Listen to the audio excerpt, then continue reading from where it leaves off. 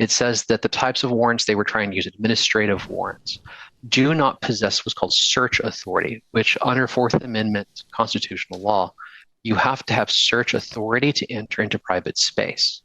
And so we were teaching the cadets officially that they could not enter a home using an administrative warrant while secretly teaching them that they could.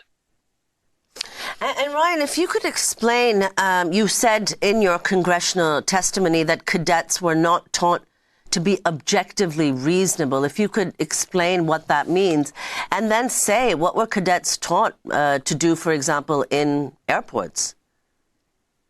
Okay, so I'm going to break that into two parts. Let's talk about the objective reasonableness. Objective reasonableness comes from a Supreme Court case, Graham v. Connor, from around 1989.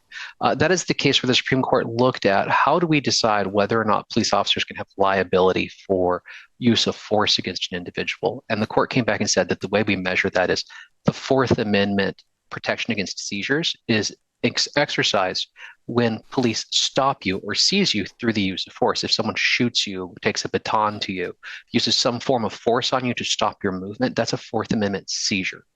And so the court said what you essentially have to do is you have to look at, would another officer in the shoes of the officer in question, so the officer who used force, would another officer knowing the same piece of information, the same set of facts, make the same decision or come to an objectively similar decision? And that's the basic underlying premise behind all use of force law in the United States, is that Graham v. Connor decision. It's the foundation on which everything is built.